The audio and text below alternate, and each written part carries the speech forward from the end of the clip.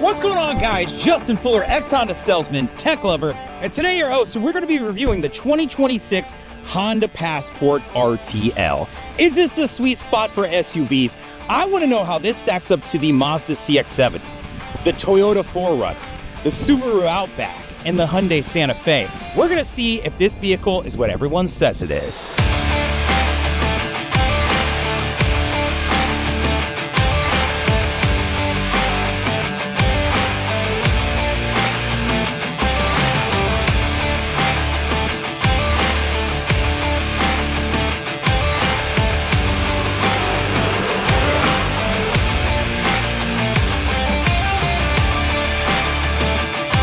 All right, guys, so under the hood is probably as good a place as any to start talking about the 2026 Honda Passport.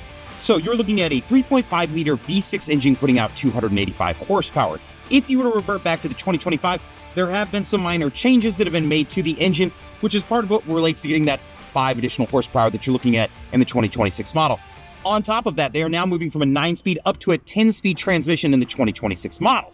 So understand, there are some basic changes that have been made from 25 to 26. But while we're here, I want to throw something up on the screen so you can see how does the horsepower in this vehicle stack up against other makes and models out there in the world. So while we're at the front of the vehicle, I want to talk to you about 0 to 60 times. This vehicle goes 0 to 60 in roughly 6.5 seconds. That's a pretty darn fast 0 to 60 time for something this heavy with this beefy equipment on it, designed particularly for off-road. But I want to throw something up on the screen so you can see how does the 6.5 seconds that this vehicle is getting stack up against other makes and models out there in the world. All right, guys, so I'm down here on the ground for two particular reasons. One, I want you to get a chance to look at that 18-inch wheel with that beefy tire that's sitting on it. It's an off-road look that is pretty darn rugged, and I want to say it's a Honda record for putting the largest size tire they ever have on a vehicle. Two, while we're down here, I want to talk to you about MPGs. So this vehicle gets 19 in the city and 25 on the highway, depending on the trim that you're in. Now, if you jump into some of those Trail Sport trims, then you're looking at 18 in the city and 23 on the highway. So I want to take a second to throw something up on the screen so you can see how does this vehicle stack up against some of those other makes and models that are out there in the midsize SUV market. All right, so what you're looking at in this car from the back to the second row seats is 44 cubic feet of storage space. I want to say that was only second to the Toyota 4Runner when I was looking at my comparisons. While we're there, I'll throw that up on the screen so you can see how does the 44 cubic feet stack up against other makes and models. While that's up, I want to point out a couple things. One, of course, you have tie downs back here. You additionally have this additional storage here that's nice and deep. On top of that, these are removable and they still replaceable pieces for this. They've actually done a lot of modular things for the back of this vehicle to set it up for outdoorsy people and campers. There's a secondary shelf that you can put up here, right? There's all kinds of different pieces that modularly you can use in this vehicle. On top of that, storage-wise, instead of having to pick up the whole piece that puts stuff in, they've made a flap here where you could store some items here and leave your items in the back instead of having to pull everything out to get underneath. I've also seen them put a full-size spare here. So just a different opportunity versus where the spare currently lives, which is under here. All right, guys, so when you fold the seats down, you know, go from 44 cubic feet all the way to 83.8 cubic feet. This is actually quite a bit of space to use. Once again, I want to say it was only second in my comparisons to the Toyota 4Runner, which is just a little bit bigger of a vehicle. But what I like about this is it's very flat. So if you wanted to go camping and you needed to sleep in your car, you absolutely could. Just to really bring my point home, I wanted to point it out that I can get up in here as a 6 foot. I weigh 250 pounds, so I'm not a little guy. If I want to push all the way up, I can actually get my feet in, straighten out, and be able to sleep in the car. If I was by myself, could I go diagonal, have plenty of room? Absolutely could, but I just want to point these things out because that's what I'm here for. Now, before we continue to go through all the different dimensions and comparisons, I want to stop and point out a couple things. One, this vehicle starts off a little bit more expensive than the Pilot. So if you're considering the Pilot versus the Passport, understand that, but there's reasons for it. And I want to talk to you about that for 1 second. Every single Passport comes with these items: powered tailgate, heated side mirrors, roof rails, smart key entry, LED lights, 10-way powered seat, 4-way passenger seat, heated front seats, 10-point-inch cluster screen, 12.3-inch touchscreen, wireless CarPlay, wireless Android Auto, Alexa, Google built-in, a wireless phone charger, and a hotspot. So when you're looking at these, understand that you could go into a Pilot and save yourself a little bit of money, but you're gonna give up some of these items. I sold Hondas for nearly 10 years, and I regularly saw customers that really struggled with understanding, one, what the trim levels were, and then what came in each trim. There is essentially 3 different trims of this vehicle: the RTL, which is what I'm sitting in, a Trail Sport, and a Trail Sport Elite. But what I want you to understand is in the RTL, you can get the standard RTL, which is 46.2, the RTL Towing, which is 46.9, the RTL Blackout, which is 47.4, and the Trail Sport, 49.9, the Trail Sport Blackout, which is 51.1. Or if you go up to the Trail Sport Elite, there's the Trail Sport Elite for 53.9, or the Trail Sport Elite Blackout for 55.1. Understand that on this particular trim level, there are 3 different versions. The RTL, the Towing model, and the Blackout, which is just an aesthetics, hey, let's black out some emblems, logos, grills, that sort of thing. If I'm in an RTL, and I'm thinking about moving up to the Trail Sport, I want you to understand 2 things. 1, how much more money is that going to cost you? And then 2, what is that list of items that you're going to gain by moving up to that Trail Sport? So I want to throw that up on the screen. While that's up, I'll just remind you, of course, there is the RTL Towing, right? Which you can add on for about $700. And then there's the RTL Blackout, right? So these are different trim levels before you get to Trail Sport. Know that those exist, but they're a little bit more basic as far as what they offer, whereas the RTL to Trail Sport jump is going to be more significant. In this vehicle, you've got 41.1 inches of leg space in the front of this vehicle. So to show you, as a 6 foot, 250-pound man, if I scoot this sucker all the way back, I've got almost a foot in between my knees and the dash, so it's quite a bit to work with. But I want you to see how this stacks up against other makes and models out there. I want to say the Hyundai Santa Fe snuck this one out by about 3 more inches, which is kind of wild because this has a lot of space, so that has a ton of space. Something to keep in mind. So when it comes to the second row, you've got 40.9 inches of leg space. So in the back of this thing, when I set up the seat as if I'm driving, 6 foot, 250-pound guy, I've still got some pretty good space in the back, so I can comfortably fit behind myself on a long road trip. Now, I live in a hot climate. It's about 100 and something degrees outside. You've also got air vents back here and 2 USB-Cs. So just something to be aware of too, because it does feel kind of nice. I want to throw up something on the screen so you can see how does the 40.9 inches stack up against other makes and models. I want to say the Hyundai Santa Fe snuck this one out at roughly 42.3 inches. So if you're looking to squeak out a couple more inches in the back, maybe that's the ride for you. I want to talk to you about ground clearance. So the Honda Passport offers 8.3 inches of ground clearance. It's enough. If you wanted to go out and go camping and maybe take a little bit off-road and still have the clearance to make it over some rocks and some general hills, you'd be absolutely fine in this vehicle. But I want you to see how this stacks up against other makes and models out in the world. I want to see when I looked at this one, I think the 4Runner squeaked it out with roughly 9 inches or a little bit more than that. So if you're looking for the absolute most at a stock height, I would go with them. I did, however, recently see that somebody is already producing lifts for the Passport. So if you wanted to raise this thing up a couple inches, I want to say it's already available. So quickly, I want to show you 2 different items, and that's first the steering wheel. What does that look like? Does it have a lot of buttons? Is it convoluted with a lot going on? It's not. It's fairly simple and pared down. The same with the dash. While you can still do a lot, they don't have 800 buttons to show it. And then I want you to see this 10.2-inch full digital screen behind it.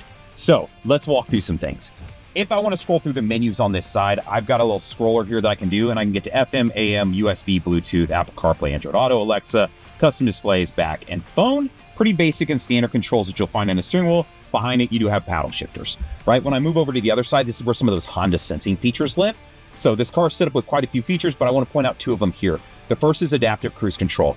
If I got up to the speed that I want, I would set my speed. From there, I can then select the distance it keeps between me and the car in front of me. How it does that is you raise or down in the grill to bounce it off the car in front of you. So it's detecting that car. So that car is going 70, it slows down to 65. My car can keep that designated space and slow me down until I get around them, and then it'll take me back up to the speed that I set.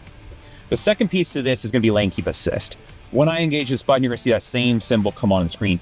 It's using a camera up here to detect the lines on the road. So if I start to veer to the left or the right and start to leave my lane, it can actually correct for me and keep me centered. Now, I've jumped over into the settings, specifically driver assisted system setup, just because I want to point out a couple more of those Honda sensing features. The first one is the collision warning system. So you've got frontal collision warning, and what that means is can use that radar to bounce off in front of cars in front of you. If a car comes and slows down or comes to a stop and it's looking like you're rearing, it can actually apply the brakes and help prevent the accident. Here, it's giving you the options to adjust that distance that it'll keep before it starts braking and those beeps that you can set up. Now, the next one down is going to be road departure mitigation. If you start to drive off the shoulder of the road, the car can give you an audible alert and then actually vibrate the steering wheel to let you know, hey, it looks like maybe you're getting drowsy, you're starting to veer off the road. Blind spot information system. I think we all know what that is at this point, but for the basics, you've got an indicator in your mirrors. If someone's in your blind spot, it lights up. If you start to get over it, it'll give you an audible alert when that feature is turned on. Additionally, in here, you do have things like traffic sign recognition. It can pick up speed signs as you drive by them. This is really helpful because if you ever get into somewhere where there's construction, the speed limit there may be different than what it shows up on Google Maps or Waze or whoever you're using. This will pick them up and display them over actually in the cluster behind the steering wheel. Really cool feature, just know that this exists. Some vehicles offer different sizes depending on the trim level. This vehicle, it is a 12.3 inch no matter which trim you pick. This car comes with a 9-speaker audio system with a subwoofer. With the exception of the Trail Sport Elite, which is offering that Bose system, every other trim level is going to be that exact same audio system. So let's review over some of the features that this vehicle has. The first thing I want to point out is you do, of course, have Apple CarPlay and Android Auto. It is a wireless setup, so you don't need to plug in to get that. Secondary piece, you are set up with Google Maps. You can access those right here, or you can get them through Apple CarPlay and Android Auto. Additionally, I do want to mention, related to Google Maps, you do have the Google Assistant and Alexa available to you to take advantage of. You can, of course, pair up a phone. FM and AM, all of these things are pretty normal. The Play Store, don't get too excited. They've pared that down to just a few different apps that you can download. Vehicle settings and general settings. Vehicle settings, there's actually a lot of really cool stuff here. If you haven't seen my tips and tricks video on this specific car, you really need to check it out. There's a lot that you can do in here that you probably don't know about. We've got general settings. This is just going to be things like equalizer, connecting up, your general settings, dimming the screen, basic functionality of the vehicle. Moving across personal profile settings, depending on which key you have, you can set up to control things like the driver setup, the seats, the controls. So there are some profile settings you could set. This isn't anything new. They just designated a space for it, and that's new. Bluetooth audio, of course, you can stream devices through this. USB, if you wanted to plug in something with a bunch of music stored to it, you could absolutely do that. Trip computer, if you want to view it here versus behind the steering wheel, know that you can get to that info right there. System updates are handled over Wi-Fi. So all you got to do is connect the vehicle to Wi-Fi, and it can update anything that needs as far as firmware goes. Wi-Fi hotspot, that does come with this vehicle for, I want to say 90 days, and then after that you can continue it. I want to say it's roughly around $10 to do so. Honda Link, this is set up with 2 features that I probably like to talk about most. The first feature is going to be when you pair up a phone, it'll prompt you. The event you get in an accident, the airbags deploy, it can automatically call you. If you don't answer, they can call 911 and give them your last known location, year, make, model, color of the car. That's 100% free. You just add that feature when you're pairing up a phone. The second part to this that I like to talk about is that there are a lot of different features available that you can take advantage of. Subscription services related to like starting the car, locking the doors, doing all kinds of different things depending on the trim level of the vehicle you pick. If you don't know much about that, I'll throw a link in the description and something up on the screen so you can see the website where you can learn a little bit more. Outside of that, the car does, of course, have a compass in it. It's something that's disappeared from a lot of Hondas, but this one they added back in, which rightfully makes sense because this is a little bit more of an off-road. I want to take it for adventures. I might need a compass. That might play a role for me. So, touchscreen, very easy, very usable, very clean, moves quickly. I'm able to navigate through this without having any issues. Apple CarPlay and Android Auto are cool, but they limit a lot of the things that you can do. And you may be looking at the screen and go, how is he doing this? Is he watching YouTube TV right now? When I jump back to this, you're going to say, hey man, I'm noticing that this display suddenly looks much different. And if I jump into the app, suddenly I've got access to things like the Play Store, Netflix, Amazon Prime, all these different options that you didn't see before. I want to explain how I'm doing that. Now, I have a full review that goes over this, and then additionally, I do mention this in the tips and tricks video that I talked about earlier, so it's worth checking out. I just want to point this feature out because I think this is a really cool tool if you're looking at a Honda or really any particular vehicle. So what I'm using to do this is this box right here. That is made by CarLink Kit. So this is the CPC 200T box. Really cool box. You plug it in, you give it data through like a hotspot on your phone, or you can get a SIM card for it, and then it allows you to essentially turn your head unit into a tablet. I like this because then I can come in here and if I was waiting for somebody, I could watch Netflix if I wanted to. If I want to get the full versions of apps like Spotify, much how it would view on like a desktop or a laptop or my phone, I could do that. It doesn't force me to use the searches and use the voice command to run searches. So a lot of really cool things that you can do with this box. I'll throw a video link down in the description of the video along with my coupon code. I can actually save you some money. I'm an affiliate. I've reviewed a bunch of their boxes. Feel free to take advantage of my link and my coupon code. I'd love to save some bucks if something like this is important to you. All right, guys, so that was the entire video, or at least what I've got today. I want to ask you for a couple favors. One, I hope you press the like button. It really just helps me out, pushes this video a little bit further up in that search and that algorithm. Two, hope you leave a comment if you have a question. I'd love to help you. And two, it helps me. Anytime you leave comments on it, of course, it helps make the video a little bit more popular. Three, I hope you subscribe to the channel so when I produce videos like this, you'll receive them. And then four, if you've got friends that are shopping midsize SUVs, maybe Hondas, I hope you share the video with them. Hopefully they can check it out. Hopefully they get something out of this video that will help them make a better decision if they're purchasing. So like, comment, subscribe, all the things. Later, guys!